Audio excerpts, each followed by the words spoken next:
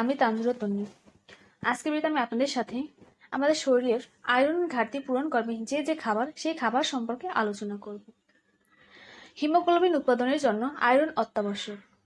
Haemoglobin এক ধরনের protein যা লাল রক্তকণিকার মধ্যে থাকে এবং শরীরের বিভিন্ন অংশে অক্সিজেন সরবরাহ করে থাকে। হিমোগ্লোবিনের মতোই আরও একটি উপাদান হচ্ছে মায়োগ্লোবিন, যা মাংসপেশিতে থাকে। এই মায়োগ্লোবিন এর উৎপাদনের জন্য আয়রন প্রয়োজন। প্রাপ্তবয়স্ক একজন পুরুষ মানুষের জন্য দৈনিক 8 মিলিগ্রাম আয়রন প্রয়োজন, আর মহিলাদের জন্য প্রয়োজন 18 মিলিগ্রাম। গর্ভবতী মহিলারা দৈনিক 27 মিলিগ্রাম আয়রন প্রয়োজন। শরীরে আয়রনের ঘাটতি হলো আয়রন ডেফিসিয়েন্সি অ্যানিমিয়া হয়। এই প্রকারের অ্যানিমিয়া হলে দুর্বল ও ক্লান্ত লাগার পাশাপাশি মেজাজও খিটখিটে হয়ে যায়। সাধারণত শিশু ও গর্ভবতী মহিলাদের আয়রনের ঘাটতিজনিত অ্যানিমিয়া হয়ে থাকে। এর ফলে মহিলাদের প্রিমেচিউর ডেলিভারি হতে পারে। প্রাণীজ আয়রন ও উদ্ভিজ আয়রন এই দুই ধরনের আয়রন পাওয়া যায়। আয়রনের ঘাটতি পূরণের জন্য এই দুই ধরনের আয়রনই গ্রহণ করা প্রয়োজন। এবার তাহলে জেনে নেই আয়রনের উৎসগুলো কি কি। কলিজা। আয়রনের সবচেয়ে ভালো উৎস হচ্ছে কলিজা। এছাড়াও এতে ভিটামিন, খনিজ লবণ ও প্রোটিন থাকে। গরুর কলিজাতে আয়রনের পরিমাণ অনেক বেশি থাকে। এক স্লাইস গরুর মাংসে 5 মিলিগ্রাম আয়রন থাকে। যারা কলিজা খেতে পছন্দ করেন না তারা ডিম ও লাল মাংস খেতে পারেন। আধা কাপ ডিমের কুসুমে 3 মিলিগ্রাম আয়রন থাকে এবং 3 আউন্স লাল মাংসে 2 থেকে 3 মিলিগ্রাম আয়রন থাকে।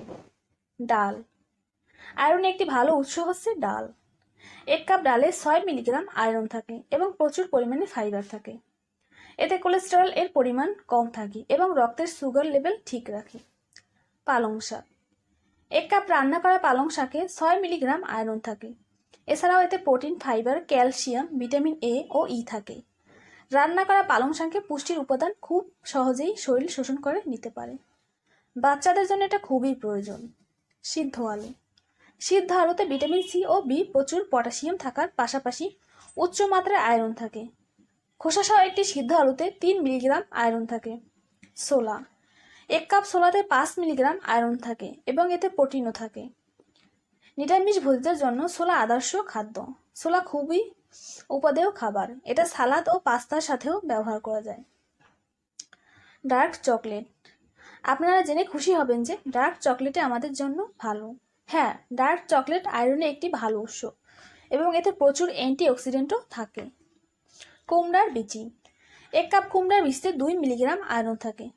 সুস্বাদু কুমড়ার বিচি রান্না করে সালাদের সাথে সিদ্ধ করে বা ভেজে বিভিন্নভাবে খাওয়া যায়। তাই কিছু কুমড়ার বীজ বাসায় রাখুন। এছাড়াও আরও অনেক আয়রন সমৃদ্ধ খাবার আছে, যেমন কাজু বাদাম, কিশমিশ, টমেটো, মটরশুঁটি, শিমের বিচি, কচু শাক ইত্যাদি। আয়রন সমৃদ্ধ খাবার খাওয়ার পরে চা বা কফি খাওয়া ঠিক নয়। শরীরে আয়রন যাতে ঠিকমতো শোষিত হয় তার জন্য আয়রন জাতীয় খাবারের সাথে ভিটামিন সি সমৃদ্ধ খাবার যেমন কমলা, স্ট্রবেরি, ব্রোকলি ইত্যাদি খেতে হবে। আয়রন সমৃদ্ধ খাবার খেলে যদি কারো সমস্যা হয় তাহলে আয়রন সাপ্লিমেন্ট গ্রহণ করতে হবে। সেক্ষেত্রে আপনারা ডাক্তারের পরামর্শ নেওয়া উচিত। ধন্যবাদ। তো বন্ধুরা, কেমন লাগলো আমার আজকের ভিডিও? অবশ্যই লাইক, কমেন্ট করে জানাবেন।